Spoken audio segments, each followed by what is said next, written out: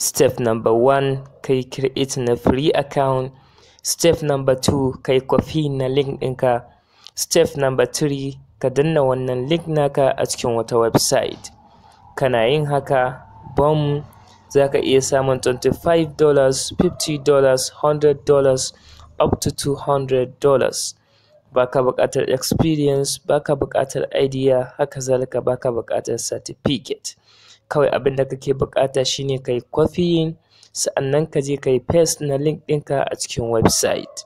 Kada ka damu, a cikin wannan bidiyo zan nuna maka step by step ta yanda za ka yi wannan process sa'annan ka fara samun kuɗi online. Kawai abin da kake buƙata shine wayar hannu ko kuma computer, sa'annan kai create na account, kai copying na link, ka je kai pasting a cikin website sai ka fara samun kuɗi online. Idan ka duba za ka ga different products ne waɗanda kowane ɗaya daga ciki za ka iya promoting ɗin shi domin samun kuɗi online, sa'annan ka samu 50% commission ko 70% commission. Kada ka damu, zan nuna maka komai step by step ta yanda za ka yi amfani da wannan, sa'annan ka riƙa samun naka commission online ta wannan affiliate marketing. Yanzu haka miliyoyin mutane suna amfani da wannan hanya a faɗin duniya domin samun kuɗi online. Website ta farko da za mu yi bayani a kanta ita ce Jebezu. Zan ma bayanin yadda za ka yi create na account, sa'annan in nuna mata inda za ka yi promoting na product domin samun kuɗi online. Da farko, domin yin register a cikin Jebezu, domin yin affiliate marketing, abinda kawai kake bukata shine browser da kake amfani da ita, za ka je ka danna ta. Ni da yake ina amfani da Chrome, zan je in danna ta kamar haka. Ina dannawa automatically za ta buɗe, za ka zo nan wurin search. Idan ka duba gashi nan a wurin search, za ka zo sai ka danna shi, sai ka saka jebezu.com. Kana danna jebezu.com sai ka danna wurin search. Kana danna wurin search, automatically za ya kawo ma fuska kamar haka.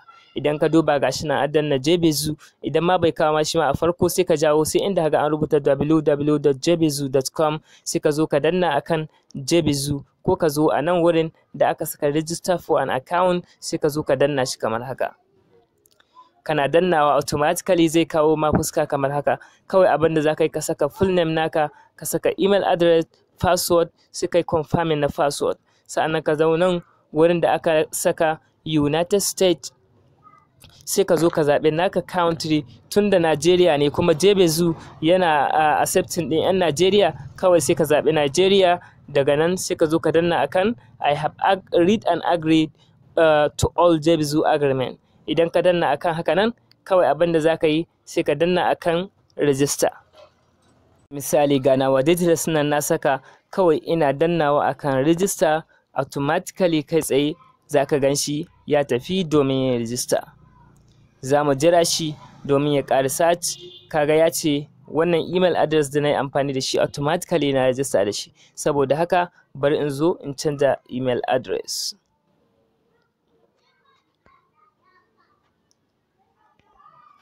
Yauwa, yanzu na canza email address, sai in zo in danna nan, sai in zo in danna akan register.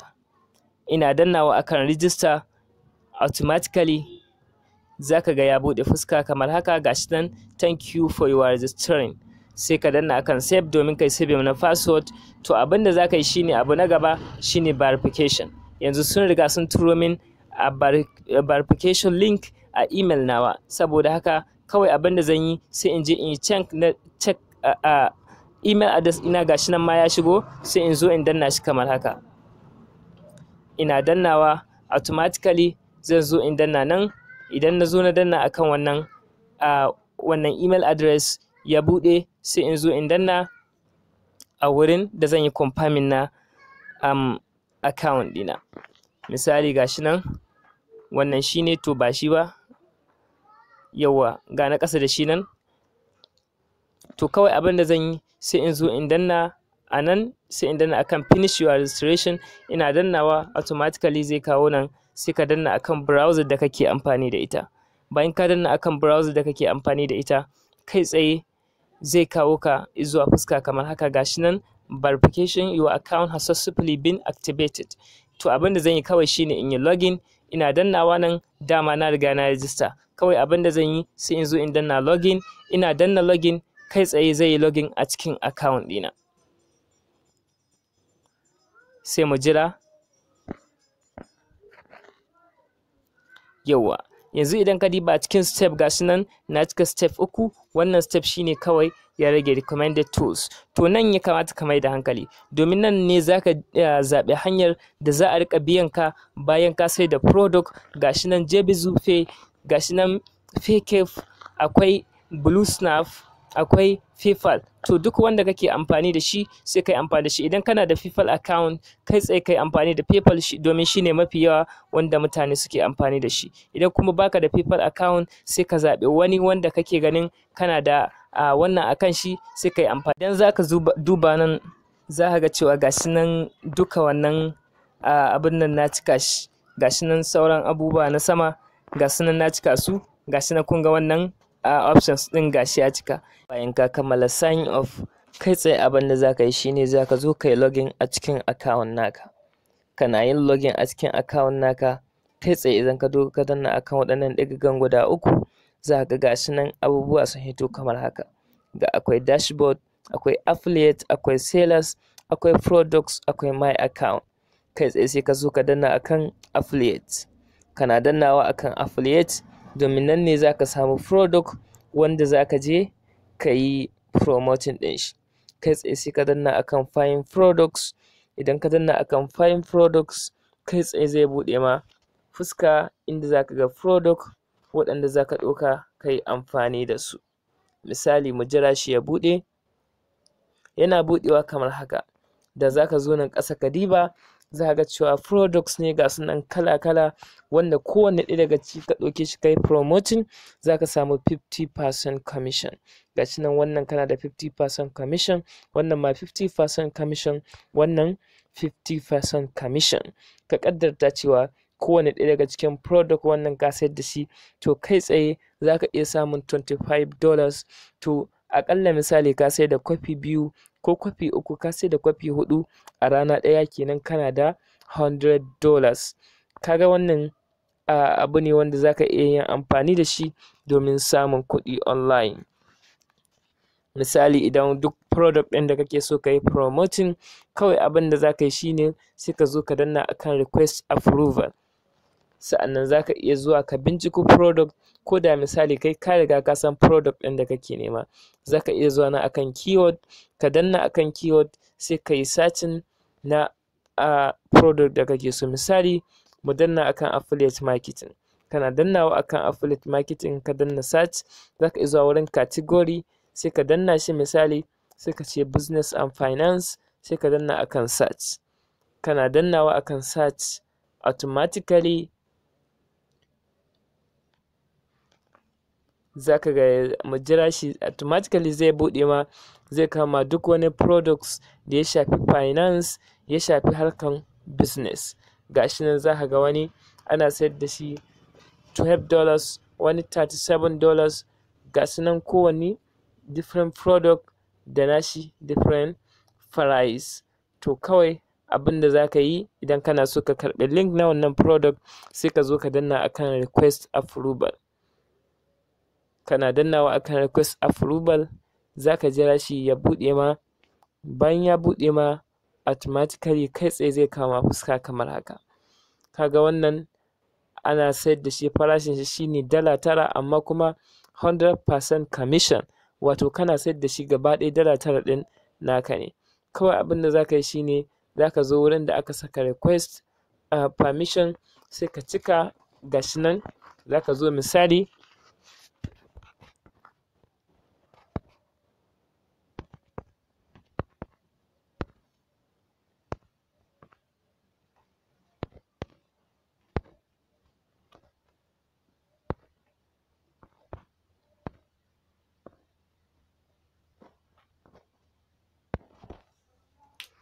kai tsaye zaka iya rubuta I am affiliate, I want to promote this product via my traffic. Zaka iya rubuta wannan kawai sai ka zo ka danna I have read and followed any instruction in the vendor's message above sai ka danna akan I am not a robot sai ka danna akan request approval. To kai tsaye idan an yi approval na requesting ɗinka.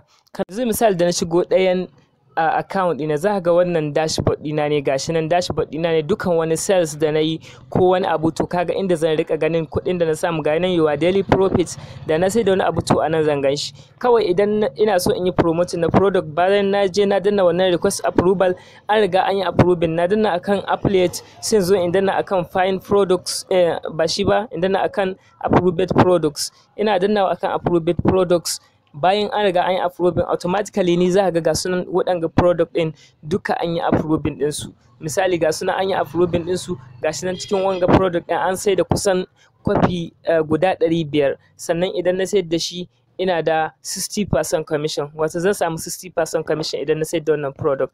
Kawai abin da zan yi sai in danna akan get links. Ina dannawa akan get links, automatically gashi ya bude kamar haka. Idan ka duba yanzu gashi nan ga link ɗina nan. Kawai abin da zan yi shine in zo ina dannawa akan copy, nayi copy na wannan link, to duk inda na je nayi posting na wannan link ɗin, wani ya danna akan wannan link ɗin ya sai wannan product ɗin, automatically ina da 60% commission.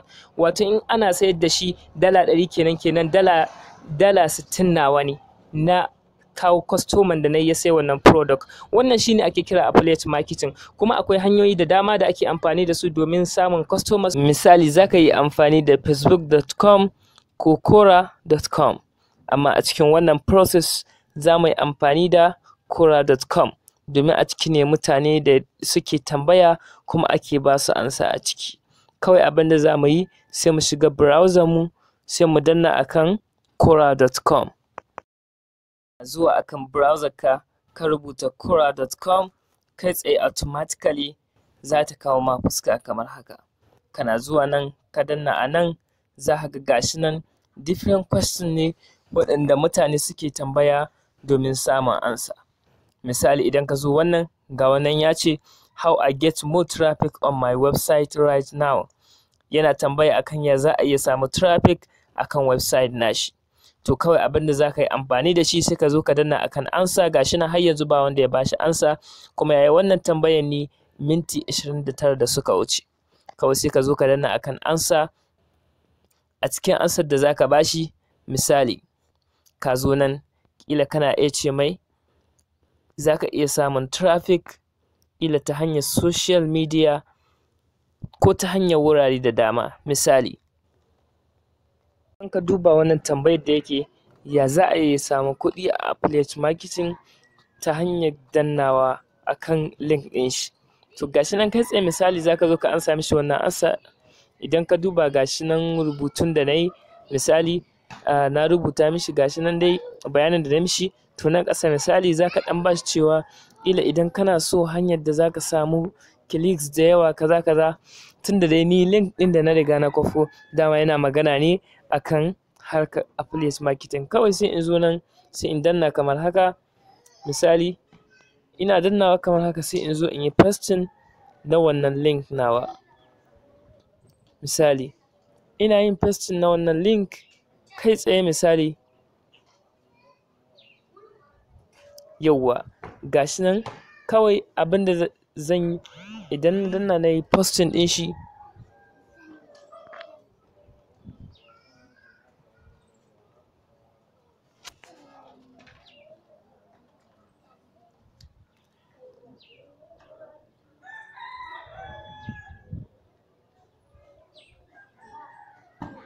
yauwa yanzu kai tsaye na riga na yi posting na wannan ansa ɗin.